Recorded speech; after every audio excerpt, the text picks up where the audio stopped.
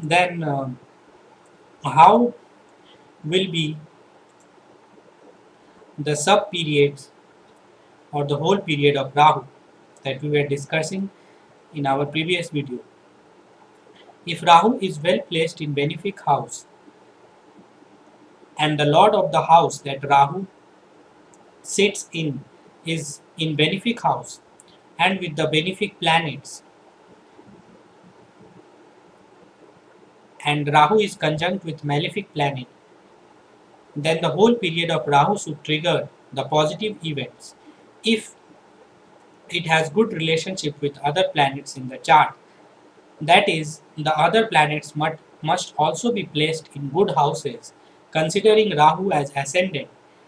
Then that is, if other planets are in good houses to Rahu and each other, that is, if the other planets are not in the 6th or the 8th position or the 2nd or the 12th position to each other, beside being in good houses with respect to the natal ascendant of the chart, then their sub period will go well.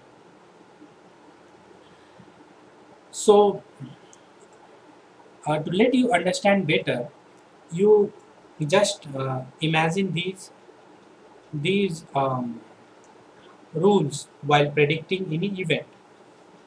The first thing is you have to look in the natal chart how is the two planets that are the main period lord and the sub period lord related in the natal chart. So for a good result or for a good event to happen in life, the sub period and the main period lord should have relationship in the natal chart. So this is the first guarantee that the event that will be triggered in your life will be beneficial to you. So the first thing to check out is whether the main period lord and the sub period lord are in any relationship with each other or not. The second point,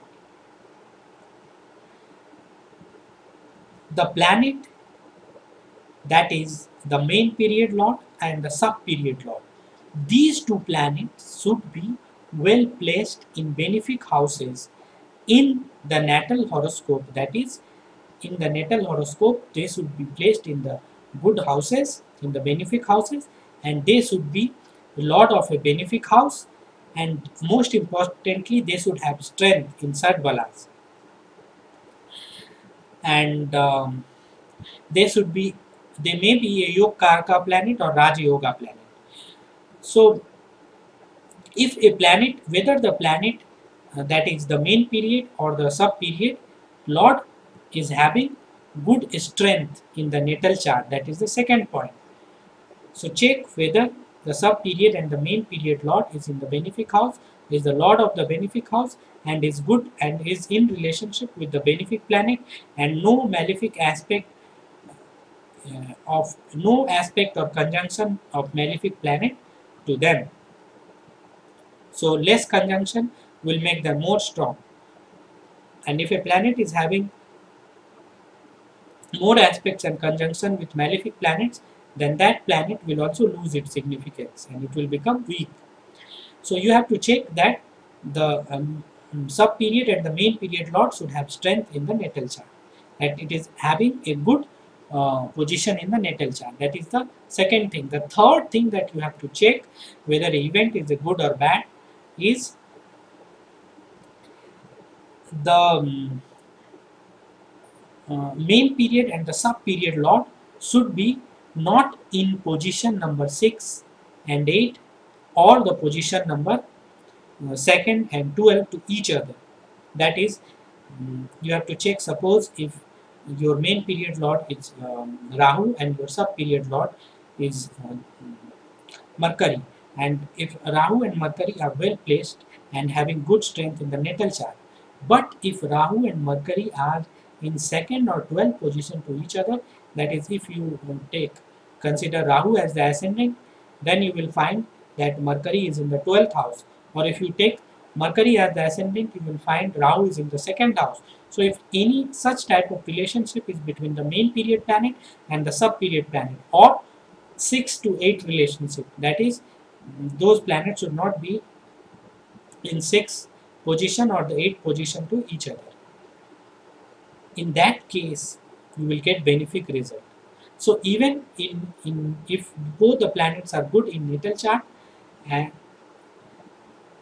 but if they are having a relationship as 6 to 8 or 6 and 8 and 2nd and 12 to each other, then they will not produce that much of good results as if they were in any other position to each other. So you have to check these 3 points.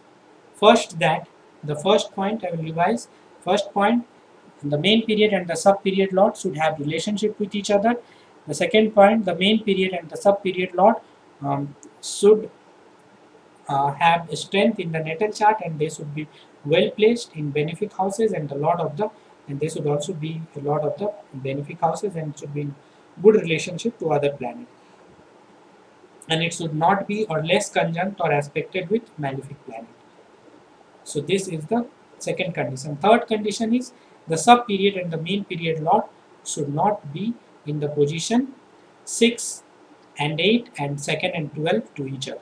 So these are the 3 these are the 3 points that you have to look out when whenever deciding that what phase of life you are. Are you facing difficulties at the moment in your life? Are you facing grand success in your life? Is any good events in your life, such as marriage, is happening presently in your life? So you, if these 3 conditions are fulfilled, then any such sort of good things can happen in your life. That will depend upon what role these 2 planets, that is the main period and the sub period lord, plays in the natal chart. Suppose if Rahu is in the 5th house and Venus is also in the 5th house, then, and all these 3 conditions happens, that Rahu is in Rahu, that is the main period lord, and Venus, that is the sub period lord, these 2 planets are having good relationship to each other as they are conjunct to each other. So the first condition is fulfilling, that Rahu and Venus are in conjunct with each other, and the Rahu and Venus period is operating.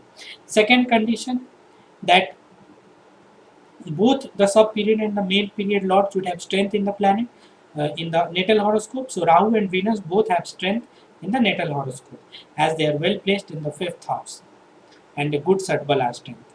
And the third condition, that Rahu and Venus should not be in 2nd and 12 or 6 and 8 position to each other. So they, as they are in the same house and in the 5th house, so they are also not in 2nd and 12 and 6 and 8 position, so it will give only benefic results. Now since Rahu and Venus is placed in the 5th house, so what will be the nature of that benefic events? Obviously it will be a marriage, or it may be gain of power, because 5th house is the house of power through creativity, and Venus is a planet for creativity, and it is in a creative house, that is the 5th house. So this is the way you should first detect, you can predict any event that may happen to a person's life at a particular moment. So keep watching me and know all these facts free of cost. Just subscribe to me and you will get a lot of information about your life astrology, your myths and belief, and a lot of those information that I assure you need it. So just subscribe to my channel.